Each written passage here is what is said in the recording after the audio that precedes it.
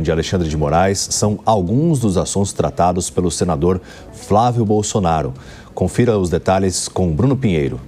Em uma entrevista exclusiva à Jovem Pan, o senador Flávio Bolsonaro disse que apresentou, de fato, um pedido de impeachment do ministro Alexandre de Moraes diante das últimas ações, o enfrentamento com o Congresso Nacional e também após as medidas cautelares impostas a Jair Bolsonaro.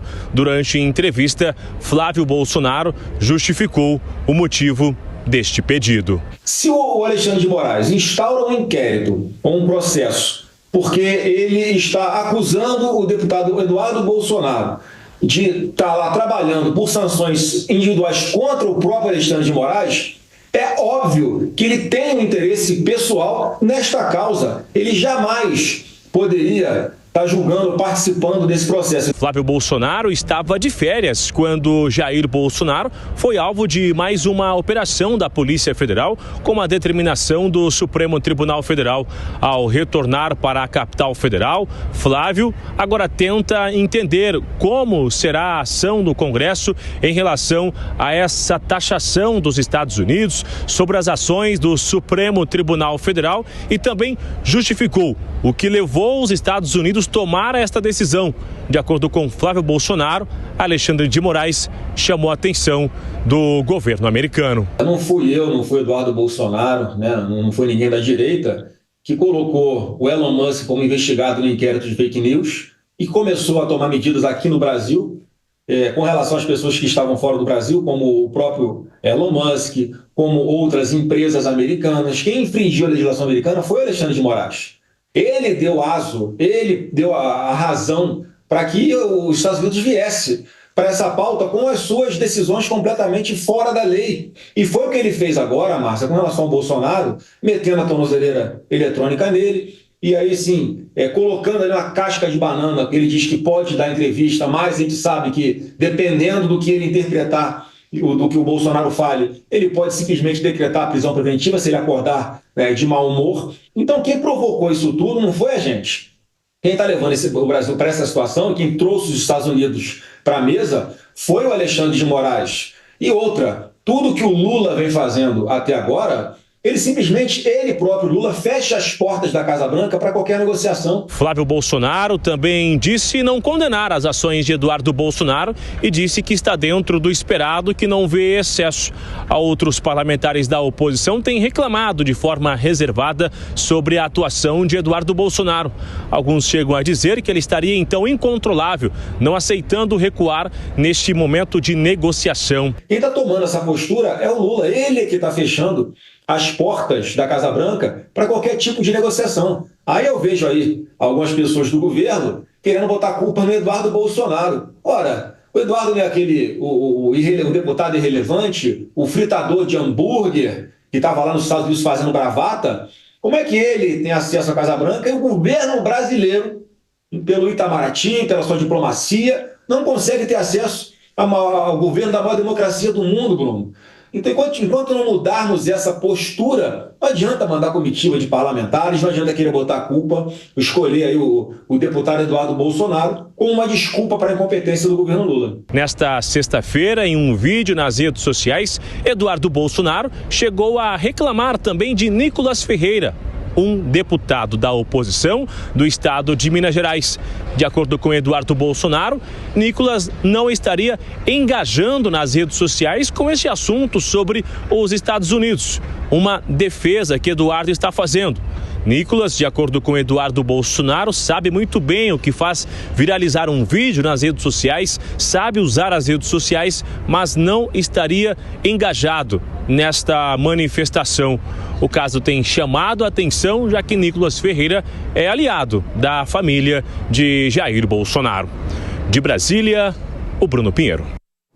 Mônica Rosenberg, muitas falas foram ditas pelo senador, mas em relação ao impeachment potencial, o pedido de impeachment de Alexandre de Moraes, você acredita que vá adiante esse pedido? David, há 70 pedidos de impeachment dos diversos ministros, 29 só do Alexandre de Moraes. E por que esses pedidos de impeachment não andam? Primeiro, porque precisa da autorização do presidente Alcolumbre, que já deixou muito claro que não quer briga com o Supremo. E segundo, porque os outros senadores que poderiam fazer pressão e deveriam exercer o papel constitucional de refrear alguns abusos do Supremo Tribunal Federal têm rabo preso. A grande maioria deles, eu vi recentemente, o número era de quase 3/4 dos senadores, tem processo no Supremo, e os que não têm processo eles mesmos, a mãe tem, os filhos têm, a esposa tem. Então, eles têm medo, eles não querem ir para essa briga com o Supremo, porque aí os ministros pegam o processo desse senador, botam para cima da pilha, e é uma forma de exercer pressão nos senadores. Isso é muito, muito grave. E quem pode mudar isso? Você, eleitor. No ano que vem, tem eleições para o Senado. Pesquise, antes de votar num senador, não quais são os vídeos que ele faz, não com quem ele está aliado, não com quem ele está no palanque, mas sim quais são os processos que ele tem, se ele tem processo no Supremo Tribunal Federal, porque só na hora que nós pusermos senadores que não têm rabo preso e não têm medo do Supremo, aí sim nós vamos começar a controlar os poderes do Supremo Tribunal Federal e fazer valer a tripartição de poderes num sistema de freios e contrapesos, onde um poder controla os abusos do outro. Essa é a verdadeira democracia.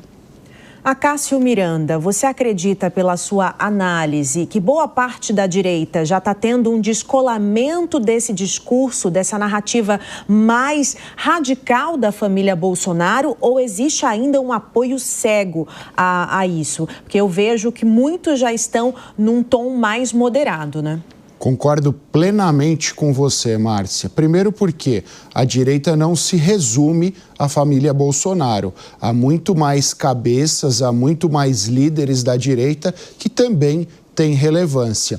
Em segundo lugar, a família Bolsonaro, nesta questão, faz muito mais uma defesa pessoal do que uma defesa ideológica.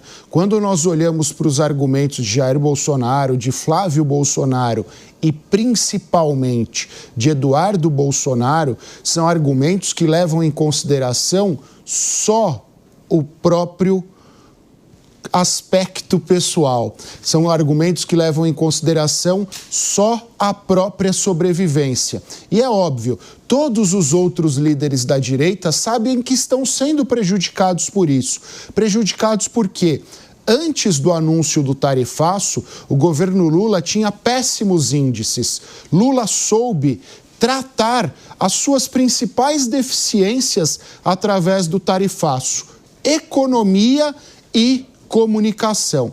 E também, quando nós olhamos para a postura de Eduardo Bolsonaro em relação ao tarifaço, ele brigou com outras estrelas da direita, com Tarcísio de Freitas, que pode ser o candidato da centro-direita em 2026, com Nicolas Ferreira, que é uma estrela em ascensão em 2026. Então, isso mostra o personalismo da tese e isso mostra que a família Bolsonaro, neste momento, se coloca acima dos interesses da sua ideologia e acima dos interesses do Brasil.